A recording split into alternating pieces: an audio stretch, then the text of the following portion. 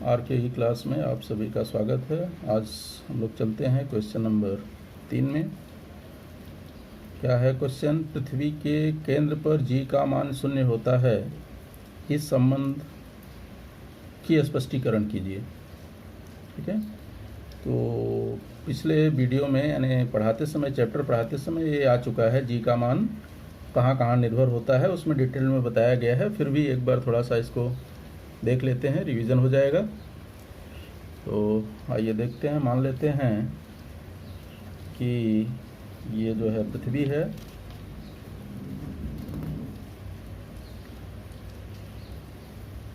ठीक है।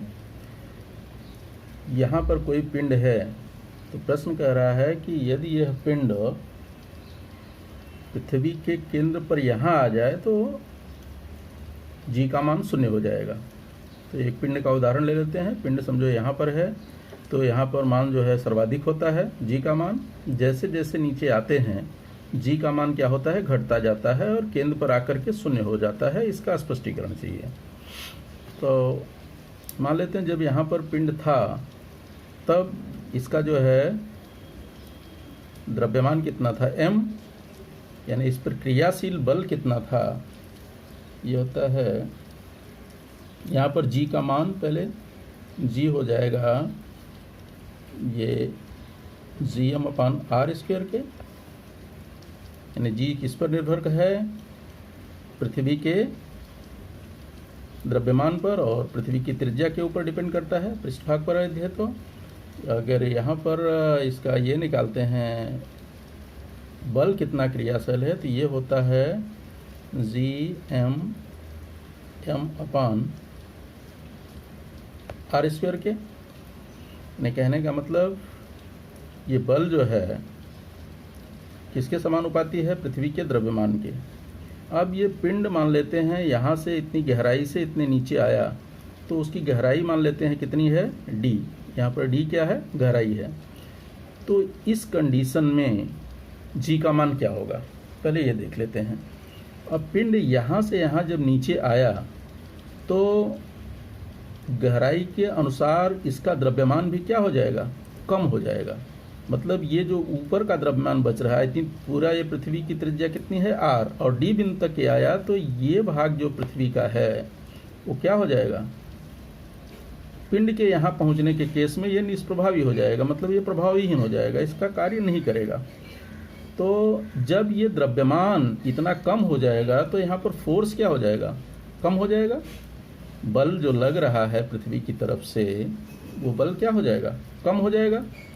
बल जब कम होगा तो चूंकि क्या होता है, G बराबर ये होता है G बराबर F/m के,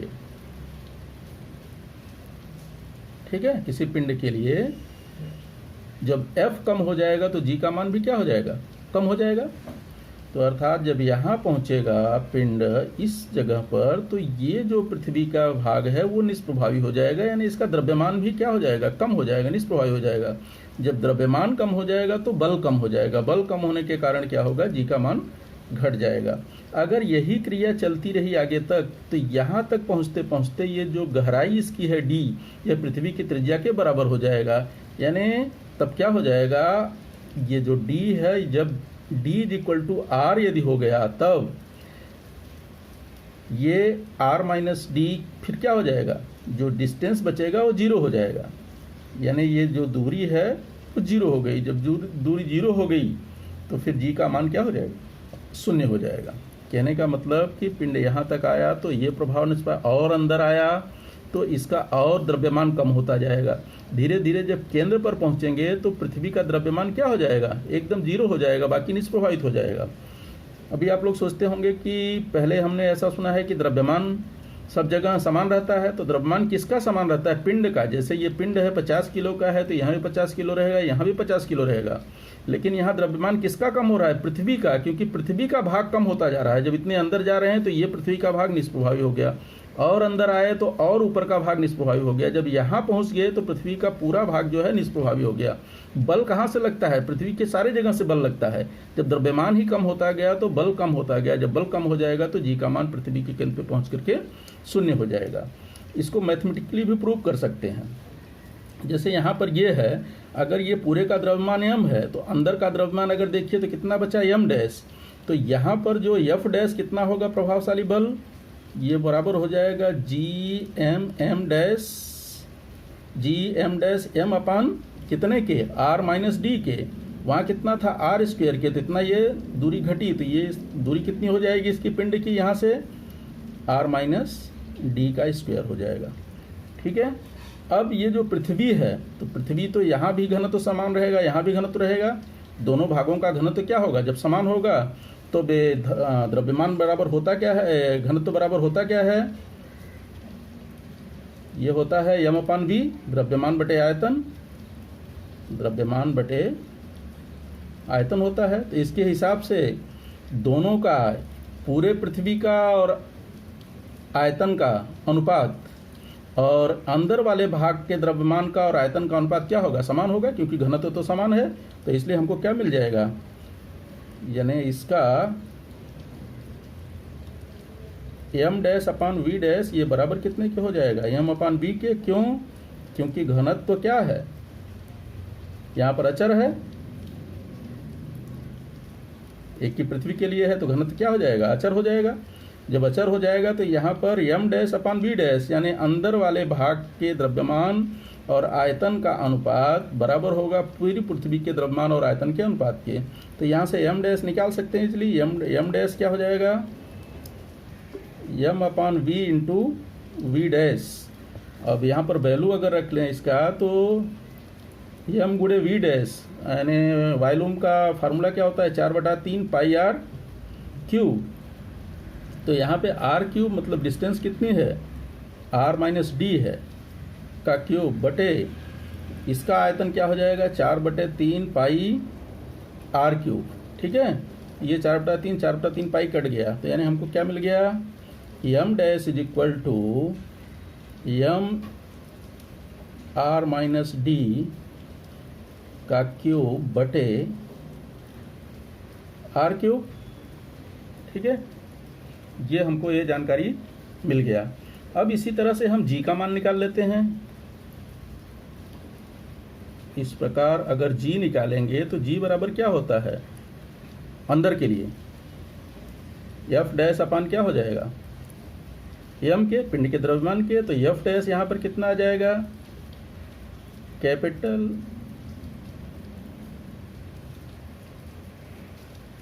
m r माइनस डी का क्यूब बटे जो है कितना m। अब यहाँ पर इसको वैल्यू अगर पुटअप करेंगे तो ये तो m का किया ना, ये f डैश का, f डैश की वैल्यू ये, सॉरी, तो ये बराबर क्या हो जाएगा, f डैश की वैल्यू है जी m डैश m बटे r माइनस डी का स्क्वायर, और ये ऑलरेडी m यहाँ पर है ही है, तो गुणे ये वाला m 1/m हो जाएगा, ये m से कट गया। अब इसकी वैल्यू यहाँ अगर पुटअप कर दिए तो क्या मिल जाएगा, जी m डैश का वैल्यू हम यहाँ पे निकालें, ये है m डैश की वैल्यू। m डैश की वैल्यू अगर इधर रखते हैं तो m r माइनस डी का क्यूब बटे r क्यूब, और यहाँ से r माइनस डी का स्क्वायर पहले से ही है, और फिर यहाँ r क्यूब भी हो जाएगा, तो ये इससे कट जाएगा, तो क्या बचेगा, जी m अपान r, सॉरी, ये जब वैल्यू रखा तो यहाँ जी m डैश m अपान r माइनस डी का स्क्वायर, ये m यहाँ बटे है, तो 1 अपान m हो जाएगा, कट गया, और यहाँ बचा जी m r माइनस डी का क्यूब, क्योंकि हम किसकी वैल्यू पुटअप कर रहे हैं, इसकी, और इसकी अपान r क्यूब है, r क्यूब हो गया, और ऑलरेडी यहाँ से r माइनस डी का होल स्क्वायर है, तब इससे 2 घात है, 2 घात कम हो जाए, तो यहाँ बचा 1, यानी क्या बच गया, r माइनस डी अपान r क्यूब। ये किसकी वैल्यू आई, g की। अब इसलिए मतलब क्या आ गया, g यदि d बराबर किसके हो जाता है, r के, यानी पृथ्वी के केंद्र पर, यहाँ पर क्या हो जाएगा, पृथ्वी के केंद्र पर d बराबर क्या हो जाएगा, r के, पृथ्वी के केंद्र पर d बराबर r हो गया, तो क्या मिल जाएगा अपने को, यहाँ पर 0 आ जाएगा, इसलिए g बराबर क्या हो जाएगा, gm into 0 upon R cube that equal to 0। इसलिए पृथ्वी के केंद्र पर g बराबर क्या आ जाएगा, 0 आ जाएगा। ठीक है, पृथ्वी के केंद्र पर g का मान 0 हो गया।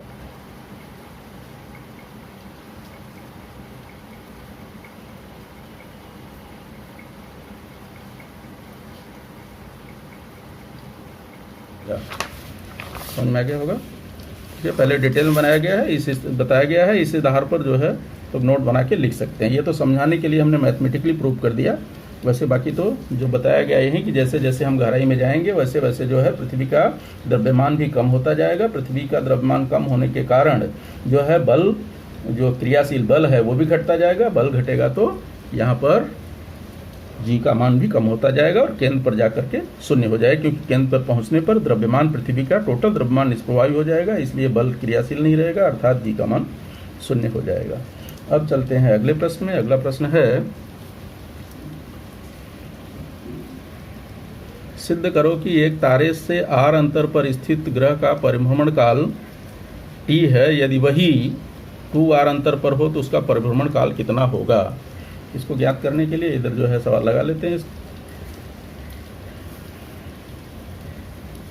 प्रश्न को ध्यान देखिए कि वहाँ पर दिया है परिभ्रमण काल t, यानी वहाँ 2 ग्रह हैं, यहाँ पर ग्रह एक ही है, उसकी खाली दूरी घटा बढ़ा रहा है। तो ये आ जाते हैं, ये क्वेश्चन नंबर 4। ठीक है, तो यहाँ पे मान लेते हैं, माना या दिया है तो भी चलेगा, जब r1 यानी उसका जो है दूरी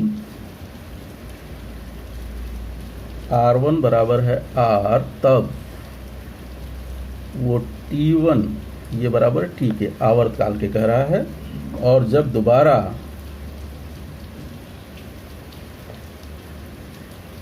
r2 ये त्रिज्या बढ़ा करके पृथ्वी की कितना कर दिया, दुगुना, तब ये T2 का मान ज्ञात करना है, यानी प्रूव करना है √8 to 8t, वो देख लेंगे, साध्य है। अब यहाँ पर हम क्या करेंगे, केपलर के तीसरे नियम का उपयोग कर लेंगे।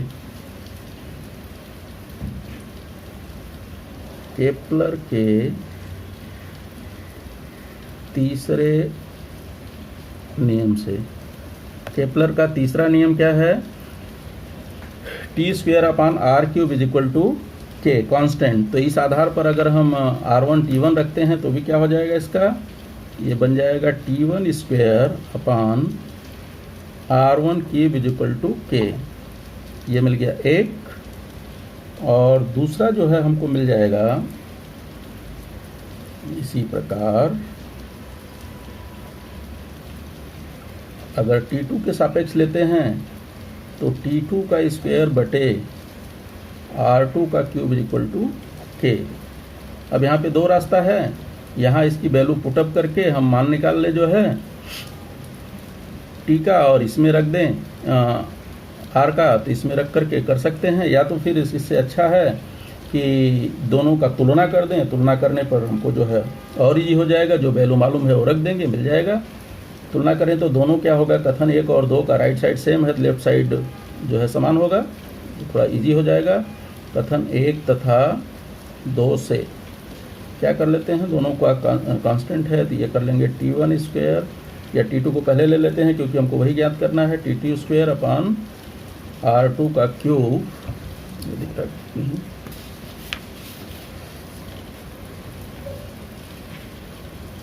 t2 अपान r2 का क्यूब, ये बराबर हो जाएगा t1² अपान r1 क्यूब। ठीक है, अब यहाँ पर जो जो वैल्यू मालूम है वो रखते जाइए।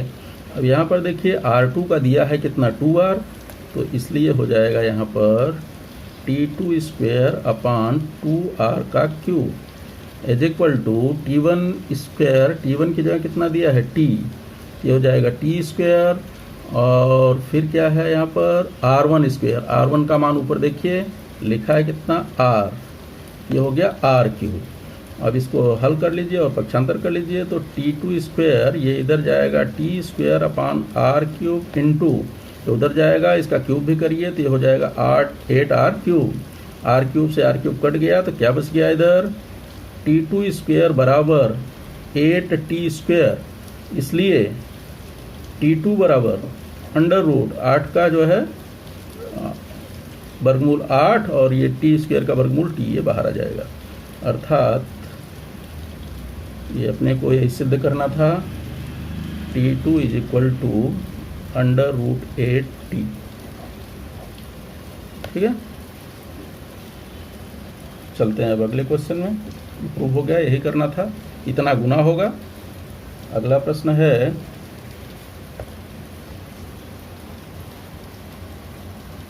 कि यदि किसी एक ग्रह पर पिंड को 5 मीटर ऊपर से नीचे आने में 5 सेकंड लगते हैं तो उस ग्रह का गुरुत्वीय त्वरण कितना होगा। यहाँ पर देखिए हमको क्या क्या मालूम है वो प्रश्नानुसार कर लेते हैं। जो मालूम है उसके आधार पर हम लगा लेंगे, जो मालूम है उसको लिख ले रहे हैं हम। क्या क्या मालूम है यहाँ पर, जगह थोड़ा कम पड़ रहा है तो इधर आ जाते हैं। क्वेश्चन नंबर ये था 5 का हल क्या दिया है प्रश्नानुसार। पिंड कहाँ से छोड़ा जा रहा है, ऊपर से नीचे आ रहा है, तो वहाँ पर शुरुआत में u बराबर क्या हो जाएगा 0, और क्या मिला s डिस्प्लेसमेंट, ये है 5 मीटर, और नीचे आने में समय, उसको टाइम लग रहा है 5 सेकंड, और g ज्ञात करना है। ठीक है, तो यहाँ पर चूंकि s बराबर क्या होता है ut plus half at², a की जगह g यूज़ करेंगे तो हो जाएगा gt², ये फार्मूला है। और अगर u 0 है तो डायरेक्ट हाफ gt² वाला भी फार्मूला लगा सकते हैं, नहीं तो पूरा लिखिए, कोई दिक्कत नहीं है। मान पुटअप कर दीजिए, यहाँ है 5, u का मान है 0, t है 5 प्लस हाफ, g का मान नहीं मालूम है, और यहाँ पर t है 5 का स्क्वायर, तो ये क्वांटिटी 0 हो गई। क्या बच गया 5 = 25/2g। ठीक है, अब इसको उधर ले जाइए, तो इसलिए क्या हो जाएगा g = 5 × 2/25, ये 5 से कट जाएगा, 5 आ गया, तो इसलिए g = 2/5, और g = कितना 5 चौक के 20, दशमलव 0 जाए, बार नहीं जाएगा, 0.4 मीटर पर सेकेंड स्क्वायर। लास्ट में आंसर लिख लेंगे। अतः गुरुत्वीय त्वरण जो पूछा है, गुरुत्वीय त्वरण ये हो जाएगा 0.4 मीटर पर सेकेंड स्क्वायर। ठीक है, अब ये क्वेश्चन और देख लेते हैं। तो अगला क्वेश्चन क्या है, देख लीजिए, यहाँ पर है यदि ग्रह क की त्रिज्या ग्रह ख की त्रिज्या की आधी है, तब क का द्रव्यमान m ख ग्रह पर g का मान क ग्रह के g के मान का आधा है, तो ख ग्रह का द्रव्यमान कितना होगा। प्रश्न को ध्यान से पढ़िए, जैसा जैसा कहता है उसको लिख लीजिए। क ख में दिक्कत है तो उसको a भी मान लेते हैं। तो हम यहाँ पर जो है मान लेते हैं ग्रह के लिए a और ग्रह ख के लिए b।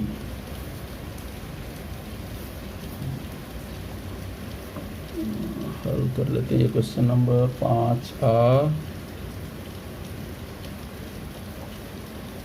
माना ग्रह क के लिए a तथा ग्रह ख को हम दे देते हैं b, ग्रह b। ठीक है, इसलिए प्रश्नानुसार हमको क्या क्या मालूम है वो लिख लेंगे। प्रश्नानुसार जो भी है वो लिख लेते हैं। यहाँ पर हमको मालूम है ग्रह क की त्रिज्या ख की आधी है, अर्थात radius of A is equal to radius of B बटे 2 आदि है। और दूसरी क्या जानकारी हमारे पास है, क का द्रव्यमान, ख पर द्रव्यमान, क का द्रव्यमान m है, क का द्रव्यमान दिया है m, और यदि ख ग्रह पर g का मान ग्रह क के मान का आधा है, अर्थात ये क्या दिया, GB, G का मान यह जो है ग्रह क यानी A का आधा है। और कौन सी जानकारी दिया है, ग्रह A पर द्रव्यमान m दिया है, तो ग्रह B पर द्रव्यमान पूछ रहा है। ठीक है, अब जो है हम पृथ्वी के गुरुत्वाकर्षण का सूत्र लगा देंगे, उसके आधार पर जो है लगा लेंगे। तो यहाँ पर चूंकि G इज इक्वल टू होता है Gm अपान R स्क्वायर, ये फार्मूला है। इस आधार पर हम दोनों का निकाल लेते हैं, GA और GB का। तो GA बराबर क्या हो जाएगा, G mass of A upon radius of A का स्क्वायर, और तथा GB का क्या हो जाएगा, G mass of B upon radius of B का स्क्वायर। ठीक है, अब यहाँ पर जो है चाहे तो यहाँ से वैल्यू निकाल करके इसमें पुटअप करके निकाल लें, या फिर दोनों का अनुपात निकाल लेते हैं। तो अगर अनुपात से करेंगे तो ज़्यादा इजी हो जाएगा, क्योंकि हमको मास ऑफ एम बी निकालना है। अगर GB में GA का भाग दे देंगे तो हमको यहाँ से MB की वैल्यू मिल जाएगी, क्योंकि MA का मान पहले से मालूम है, और बाकी ये RA और RB में संबंध दिया हुआ है। तो इस आधार पर अगर हम अनुपात निकाल लेते हैं तो बड़ा ईजिली हो जाएगा, आसानी से आ जाएगा। तो अगर GB MB निकालना है तो हम GB में GA से भाग दे देते हैं, अनुपात निकाल लेते हैं, एक साथ आ जाएगा। तो इसका मतलब वैल्यू रखेंगे GB का वैल्यू है GMB अपान RB स्क्वायर।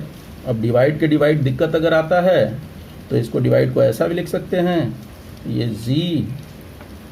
GMA अपान RA स्क्वायर।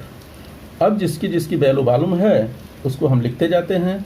अब यहाँ GB का वैल्यू मालूम है, GB को क्या है, GA अपान 2, तो इसलिए यहाँ पर हो जाएगा GA upon 2 divided by GA पहले से है, दिख रहा है, और ये बराबर हो जाएगा GMB।